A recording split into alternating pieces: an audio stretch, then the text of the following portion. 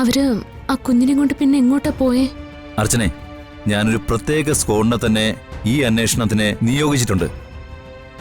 തമിഴ്നാടോടികൾക്ക് അങ്ങനെ ഒരു കുട്ടിയെ കിട്ടിയെന്ന് രാജീവൻ എങ്ങനെയാ മനസ്സിലായേ? അർച്ചന പഴയതൊന്നും ഓർക്കുന്നില്ലല്ലോ. ഓർമ്മയില്ലാത്ത അർച്ചന കോടതിയിൽ അവൾക്ക് അറിയാവുന്ന കാര്യങ്ങളെ പറഞ്ഞിട്ടുള്ളൂ. എനിക്ക് സഹിക്കാൻ പറ്റുന്നില്ല മോളെ. ഓർമ്മ തിരിച്ചു കിട്ടിയില്ലെങ്കിലും അവളെ ഞങ്ങൾക്ക് തിരിച്ചു കിട്ടില്ലേ മോളെ? അവള് സച്ചിയുടെ ഭാര്യയാണെന്ന് തെളിയിക്കാനുള്ള എല്ലാ തെളിവുകളും മോളുടെ കയ്യിലുണ്ടല്ലോ. അതെല്ലാം കോടതി കാണിച്ചാൽ കോടതിക്ക് മനസ്സിലാവത്തില്ലയോ? അതൊക്കെ മനസ്സിലാവും. അർച്ചനയെ നമുക്ക് തിരിച്ചു കിട്ടുകയും ചെയ്യും. പക്ഷേ അതിനൊക്കെ കുറച്ചുകൂടി സമയമെടുക്കും. കോടതിയിരിക്കുന്ന ജഡ്ജിക്ക് മനുഷ്യരുടെ വേദന അറിയണ്ടല്ലോ. ഇന്നാ ഗൂഗിളിനെ കൂടി വിസ്തരിക്കുമെന്ന് വിചാരിച്ചതാ. എങ്കിൽ കുറച്ചുകൂടെ കാര്യങ്ങൾ കോടതിക്ക് മനസ്സിലാവുമായിരുന്നു. പക്ഷേ അതിനുമുമ്പേ കോടതി കേസ് മാറ്റിവെച്ചു. കേസ് മാറ്റിവെക്കുന്നതും എടുക്കുന്നതും ഒക്കെ കോടതിയുടെ അധികാരമാണ്. അതിനെ ചോദ്യം ചെയ്യാനൊന്നും നമുക്ക് പറ്റില്ല. പിന്നെന്തിനാ ഈ രാജ്യത്ത് കോടതികളും വക്കീൽമാരും ഒക്കെ? ടൂറ് പോകാൻ വരുന്നവരല്ലല്ലോ കോടതിയിൽ വരുന്നത്. ഓരോ വിഷമങ്ങളും പ്രയാസങ്ങളും പ്രശ്നങ്ങളും ഒക്കെ ആയിട്ടല്ലേ കോടതിയിൽ വരുന്നത്. അതിന് കഴിയുന്നത്ര വേഗത്തിൽ പരിഹാരം ഉണ്ടാക്കേണ്ടത് കോടതിയുടെ ചുമതലയല്ലേ? കോടതിക്ക് ഇമോഷണലായി കാര്യങ്ങളെ കാണാൻ പറ്റില്ല. സങ്കടങ്ങൾക്കും കരച്ചിലിനും ഒന്നും അല്ല കോടതിയിൽ പ്രാധാന്യം, തെളിവുകൾക്കാണ്. കോടതി ഇന്ന് നമ്മുടെ കേസ് ആദ്യമായിട്ട് എടുത്തല്ലേ ഉള്ളൂ. കക്ഷികളെയും സാക്ഷികളെയും ഒക്കെ വിശദമായിട്ട് വിസ്തരിക്കും. തെളിവുകൾ ഇഴകേറി പരിശോധിക്കും. എന്നിട്ട് മാത്രമേ കോടതി ഒരു തീരുമാനം എടുക്കൂ. അല്ലാതെ കോടതിക്ക് മുന്നിൽ വരുന്നവരുടെ മനസ്സിലെ വിചാരങ്ങൾക്കനുസരിച്ച് തീരുമാനമെടുക്കാൻ ഒരു കോടതിക്കും സാധിക്കില്ല. അല്ലെങ്കിലും കോടതിക്കും വക്കീലമാർക്കൊന്നും മനസാക്ഷി എന്നൊന്നില്ലല്ലോ. അമ്മേ വാ, നമുക്ക് പോവാം. ഇനി എന്താ ചെയ്യേണ്ടെന്ന് ഞാൻ തീരുമാനിച്ചിട്ടുണ്ട്. അങ്ങനെ എന്റെ ജീവിതം താറുമാറാക്കിയിട്ട് ആർക്കും ഇവിടെ സുഖമായിട്ട് ജീവിക്കാൻ പറ്റില്ല. കണ്ടോ, കോടതിയിൽ കേസ് നടക്കുമ്പോ വെറുതെ വീണ്ടും പ്രശ്നങ്ങൾ ഉണ്ടാക്കാതിരിക്കുന്നതാ എല്ലാവർക്കും നല്ലത്. ഇതിന്റെ പേരിൽ എന്നെ തൂക്കിക്കൊല്ലുവാണെങ്കിൽ അങ്ങ് തൂക്കിക്കൊല്ലട്ടെ. പഴയ സച്ചി ആയിരിക്കില്ല ഇനി അങ്ങോട്ട്. എല്ലാവരും അതറിയാൻ പോകുന്നേ ഉള്ളൂ.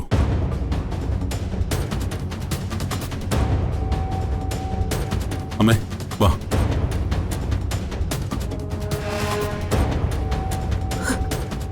മോളെ, അമ്മ പോട്ടെ. എങ്ങനെയെങ്കിലും മോളെന്റെ അർച്ചന മോളെ തിരിച്ചു തരണം. അമ്മയ്ക്ക് വേറെ ഒന്നും പറയാനില്ല. സമാധാനമായിട്ടിരിക്കും, എല്ലാം നേരെയാവും. എന്റെ മോന്റെ ജീവിതം ഇങ്ങനെയായി പോയല്ലോ മോളെ. അമ്മേ വാ.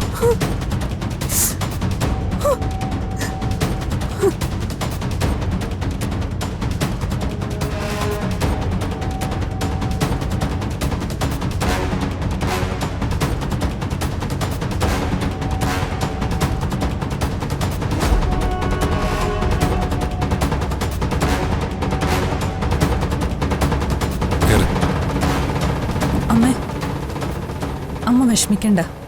കോടതിയിൽ അർച്ചന ഇന്നിങ്ങനെ പറഞ്ഞതുകൊണ്ടൊന്നും കേസ് നമ്മൾ തോൽക്കില്ല. അമ്മ ധൈര്യമായിട്ടിരിക്ക. അമ്മയുടെ മോളെ തിരിച്ചു കിട്ടാൻ പ്രാർത്ഥിക്ക. പ്രാർത്ഥന കൊണ്ടൊന്നും ഒരു കാര്യമില്ല. കോടതിയിലും വക്കീലുമാരിലുള്ള വിശ്വാസം എനിക്ക് നഷ്ടപ്പെട്ടു.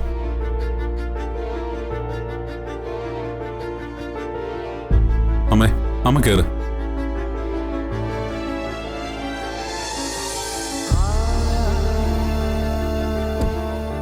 ഇത്ര പെട്ടെന്ന് ഇതിങ്ങനെ വഷളാക്കിയതിന് ഉത്തരവാദി ഒരാൾ മാത്രോ? ഇനിയിപ്പോ എന്നെ കുറ്റം പറഞ്ഞാൽ മതിയല്ലോ. ഞാൻ എന്താ ചെയ്തേ? എന്റെ ഭാര്യയും മോളെയും തിരിച്ചു വേണമെന്ന് പറഞ്ഞാണോ തെറ്റ്? അർച്ചന പിന്നെ കോടതിയിൽ എന്ത് പറയണമെന്നാ സച്ചി പറയുന്നേ? കേസ് കോടതിയിലേക്ക് വലിച്ചഴിച്ചതുകൊണ്ടാ അർച്ചനയ്ക്ക് ഇങ്ങനെ പറയേണ്ടി വന്നത്. പൂർണ്ണമായി ഓർമ്മ തിരിച്ചു കിട്ടാത്ത അർച്ചനയ്ക്ക് ആ സിറ്റുവേഷനിൽ വേറെ എന്ത് പറയാൻ പറ്റും? അർച്ചനയുടെ ഓർമ്മയിൽ ഗൂഗിൾ സാറും ഗൗരിമോളുമാണ് അവളുടെ കുടുംബം. അവൾ അത് മാത്രമേ കോടതിയിൽ പറഞ്ഞുള്ളൂ. അർച്ചന പറഞ്ഞതെല്ലാം കോടതി കേട്ടു. അപ്പോ ഞാൻ കോടതിയിൽ തൊണ്ട കയറി പറഞ്ഞതെല്ലാം കോടതിക്ക് കേൾക്കാൻ പറ്റിയില്ലേ? കോടതി അതെല്ലാം പരിശോധിക്കും. ചിലപ്പോ അർച്ചനയെ തിരിച്ചു തരികയും ചെയ്യും. പക്ഷേ ഈ പ്രശ്നങ്ങൾക്കൊക്കെ പോകേണ്ട വല്ല കാര്യമുണ്ടായിരുന്നോ? ഗൂഗിൾ സാറിന് കുറച്ചുകൂടി സാവകാശം കൊടുത്തിരുന്നെങ്കിൽ ഈ പ്രശ്നം സമാധാനമായിട്ട് പരിഹരിക്കാൻ സാധിക്കുമായിരുന്നു. സച്ചിയുടെ എടുത്തുചാട്ടോ ഇപ്പോഴത്തെ ഈ പ്രശ്നങ്ങൾക്കെല്ലാം കാരണം.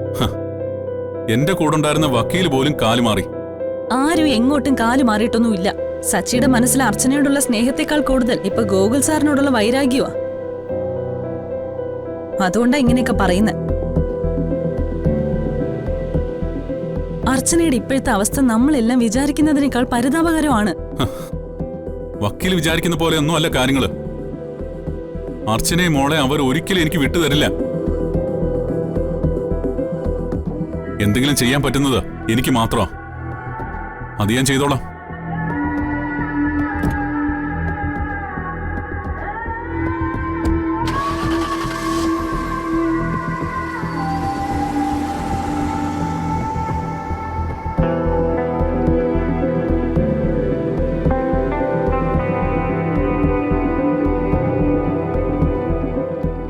രാജീവ്, എന്തായി എന്റെ കുഞ്ഞിന്റെ കാര്യം? ആ, അന്വേഷിക്കുന്നുണ്ട്. അങ്ങനെ ഒഴുക്കൻ മട്ടിൽ പറഞ്ഞാ പോരാ. എനിക്ക് വ്യക്തമായിട്ട് ഉത്തരം കിട്ടണം. എന്റെ കുഞ്ഞിനെ തിരിച്ചു കിട്ടൂ ഇല്ലയോ? എന്തായാലും ഒരു കാര്യം ഞാൻ ഉറപ്പിച്ചു പറയാം.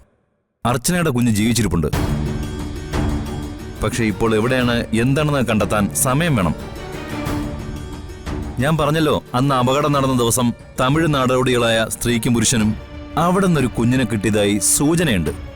അവര് ആ കുഞ്ഞിനെ കൊണ്ട് പിന്നെ എങ്ങോട്ടാ പോയേ? അർച്ചനെ, ഞാനൊരു പ്രത്യേക സ്ക്വാഡിനെ തന്നെ ഈ അന്വേഷണത്തിന് നിയോഗിച്ചിട്ടുണ്ട്. തമിഴ്നാടോടികൾക്ക് അങ്ങനെ ഒരു കുട്ടിയെ കിട്ടിയെന്ന് രാജീവിന് എങ്ങനെയാ മനസ്സിലായേ?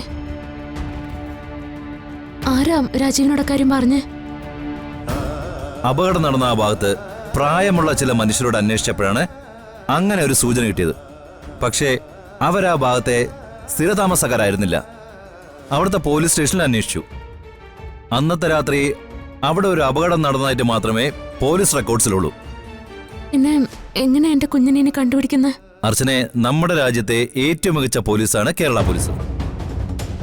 ഒരു കൊലപാതകം നടത്തിയിട്ട് 21-ാം വയസ്സിൽ മുങ്ങിയ പ്രതിയെ 45 വർഷങ്ങൾക്ക് ശേഷം 66-ാം വയസ്സിൽ അങ്ങ് വാരണാസിയിൽ നിന്ന് വരെ കേരള പോലീസ് കണ്ടെത്തിയിട്ടുണ്ട്.